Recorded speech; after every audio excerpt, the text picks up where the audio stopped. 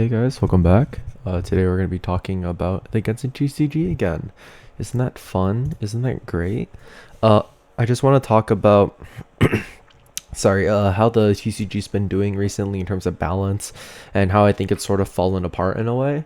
I still play from time to time, but I think the biggest issues with this game is just lack of variety in a technical sense. Because right now, Ayaka and Yoimiya is probably the best deck we've ever seen. You can put like Fatui Pyro Agent or Xingqiu. We don't really. I think it's Pyro Agent right now. That's the most popular, and that's kind of been set in stone almost. And I just want to kind of talk about why that's the case, right? So first, elemental reactions don't scale off of stats. Now, ladies and gentlemen, if you are not familiar with what kind of statement this is what we call a fact. A fact is a thing that is known or proved to be true. So when we get Yoimiya and Ayaka, both very, very strong characters in their own right, and we combine them together, we get something very interesting. First, we have Ayaka. When you swap into her for one round, she will gain Cryo Infusion, which allows her to deal cryo damage with her normal attacks. This is very important. And second, we have Yoimiya, and her Elemental Burst allows other characters to deal 1 extra pyro damage after their attacks. And instead of only being able to be used 3 times or 2 times, it lasts for 2 rounds. This is very, very important as well. Right? They're both important. Now, of course, you do have alternatives. You have characters like Chongyun. Now, he can also apply Cryo Infusion. It's effectively Cryo Infusion, right? But it lasts for 2 rounds instead of 1. The only problem is this costs 3 elemental die. It's not as useful. Now, you also have another alternative for Yoimiya, which is Xingqiu. However, the problem with Xingqiu is that it's based on usage, not based on round length. We don't have anything like what Yoimiya is right now, right? And we've seen a few comps with, like, for example, Ayaka, Yoimiya, Chongyun, right? That's been plausible because Chongyun acts as a alternative to Ayaka if you can't swap into her. However, this isn't it. Xingqiu just doesn't work. We don't have anything close to Yoimiya in terms of her role, right? Now, when you combine these two together, what you get is these very quick bursts of elemental damage. You're doing about 5 damage for every normal attack if you set this up correctly. And you also get a bunch of cheap and very consistent attacks because your normal attacks only consume 2 underlined die, right? Or dice. And they consumed 1 aligned die, right? So it's very powerful because that's half of someone's HP for 1 attack. And I'm probably thinking, well, that's 3 dice. You can only use 2. You can only attack twice in a turn. However, we have a lot of dice gain in this game. And on top of that, what this deck has in their possession is one of the most ancient artifacts of all time. But first, we do need to talk about elemental reactions in general, right?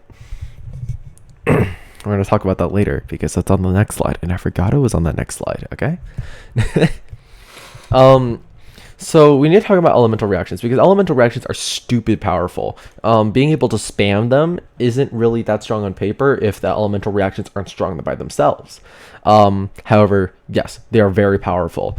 Normally you're doing like 3 damage or 2 damage total, right? You can see these are the 2 primary effects. So we're thinking of effects like what's it called, supercharged, overload, that kind of thing. There are some extra bonus effects, like for example, overload swapping to the next character, or freeze only doing 1 extra damage by making it so that that character can't use skills this round, or just Dendro, Animo, Geo. They all kind of just do their own thing, and we just don't talk about them. Also, Dendro reactions are really strong right now. They're like stupid strong. Like, genuinely, we've never seen anything like this since the release of the game because Dendro came out on release. So I don't know why I said that. But we're seeing elemental reactions doing about 2 to 3 damage, which is how much normal attacks do, right? So when we use a normal attack with Ayaka, right, with the Yormia burst, we're essentially using using 3 dice, and we gain back 6 dice in terms of value because we do like 2 damage and then we do 3 more damage because of our cryo and did I say that correctly? Oh no, sorry. Right.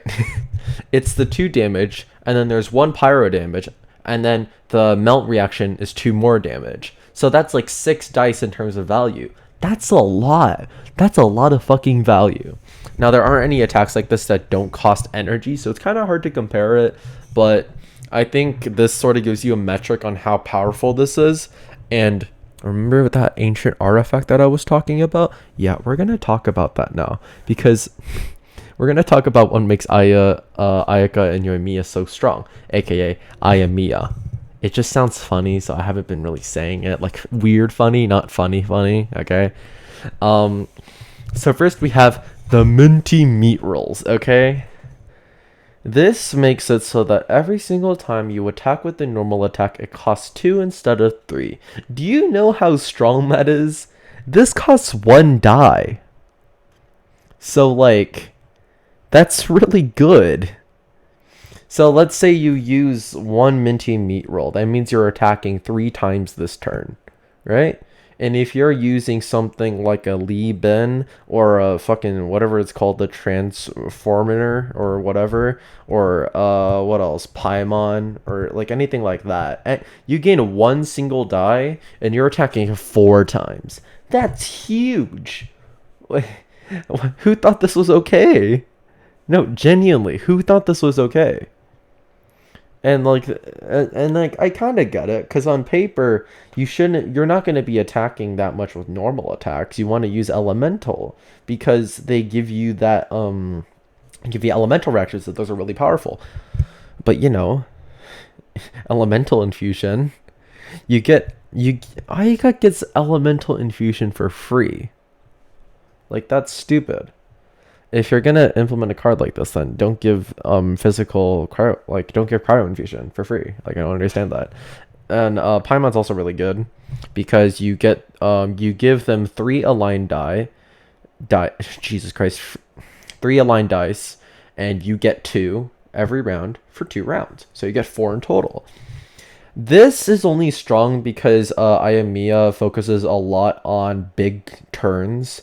So you're just setting up for like these huge turns where you're like killing like 2 people, which is a lot because there's only 3 people that you have to kill, and it's really nuts.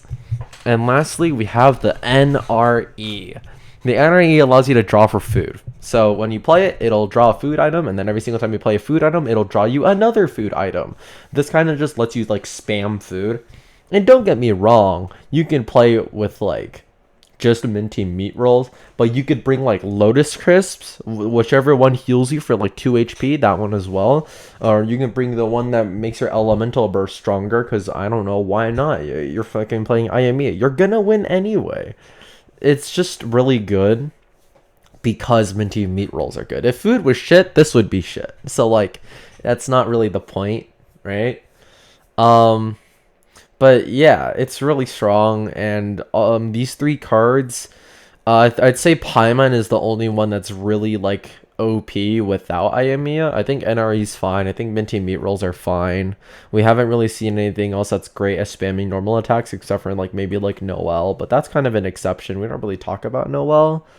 But yeah. So now I kind of want to talk about top decks. So when I mean top decks, I mean like top in like respective like countries. So I think it was NA, EU, so not countries, scratch that completely. It was Asia, EU, and NA, I believe. And throughout a bunch of the top decks, first off, North America's unoriginal as fuck. Like, I think like 4 of our teams had Ayamiya in them, right? But then EU and Asia had like super diverse decks. Like, look at all those ones on the left. One of those is NA. Everything else is EU. Like, I didn't really look at Asia, but I mean, I looked at it. I just didn't like take the images. It takes a while to like crop these, okay? I'm lazy. But the point of this is to showcase that people did win without Ayamiya. Now, I'm just going to put it out there. Did they win through sheer luck? Maybe. I don't have access to the bracket, right? This was before Ayamiya was very prominent, so it's very possible that this just exists because there weren't as many Ayamiya players, and maybe people in North America were just popping the fuck off, so they just knew instantly Ayamiya is broken, gonna make a deck around it, right? And I think it's important to note because I think going forward, this is gonna be what I think tournaments are gonna be the deciding factor on how balanced this game is, almost, because this is an Overwatch. It's not Valorant. It's not like, oh, don't play like, I don't know, you can play Rena in ranked but don't play it in like scrims, like something like that. It's different because there's no, it's not like a team-based game. I don't know. I come from like a team-based like game background, I guess. I play a lot of Valorant, play a lot of Overwatch, right? Those are my two main PC games. And it's very different because now what you see here is kind of what you get. It's not that difficult to play this game, I think, at a competitive level. You just kind of play, honestly. So I'm kind of scared. Yeah, I'm not gonna lie to you, because originally the thought process here was that we're gonna be okay. But this tournament was a while ago. This was before we kind of settled into our meta. So like, it's not really like any was unoriginal. It's that we were just one step ahead. And I think I'm worried as to how my win rate is gonna suffer from playing online. There's no win rate. I don't know, man. But yeah, I hope you guys enjoyed this video, because I know a lot of people who are watching this don't play the Genshin TCG because they don't actually like Genshin. They just watch this because why not, right? Why not? But I hope you guys enjoyed this video. I haven't really played. Oh no, I played Valorant today actually. It was my rank up to platinum, but I didn't get there because I got team MVP and my teammates did not, because only one person can get team MVP. Okay, bye bye.